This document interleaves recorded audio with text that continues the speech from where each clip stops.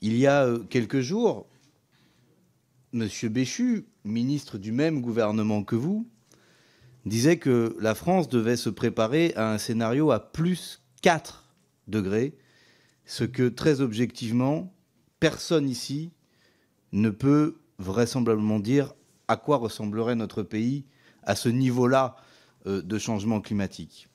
Alors, à minima, entre ministres, ayez une parole cohérente.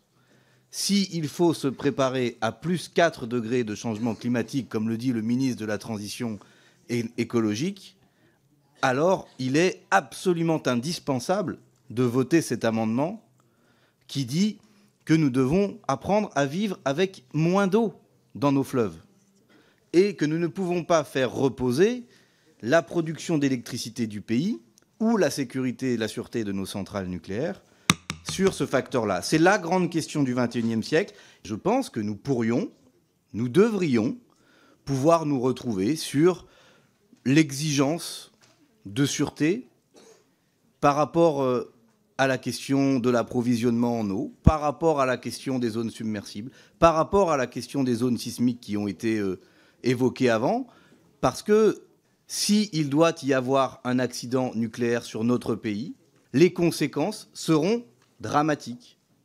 Évidemment, nous faisons, je pense, tous l'effort de se demander comment on peut l'éviter.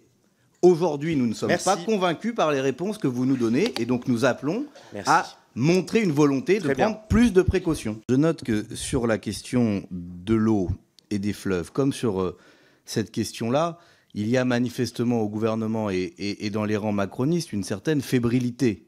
Peut-être parce que vous vous rendez compte que ce que vous défendez se heurte à des réalités naturelles, climatiques, que nous n'avions pas prévues. En tout cas, que M. Macron n'avait pas prévu.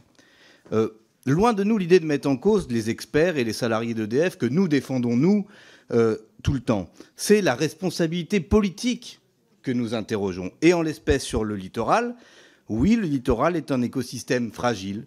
Oui, le littoral est confronté d'ores et déjà à des questions de montée des eaux, à des scénarios Xynthia plus 20, plus 60, plus 100, à la question du recul du trait de côte que déjà nous avons des difficultés à gérer dans certains territoires, à des questions de pression foncière extrêmement forte. Et j'ajoute sur le littoral en matière énergétique au fait que nous avons à développer dans notre pays de grandes capacités d'éolien maritime qui vont nécessiter aussi des transformateurs et des raccordements et qu'il vaut mieux garder le foncier littoral pour la préservation de l'écosystème et pour le développement des énergies renouvelables marines que pour du nucléaire.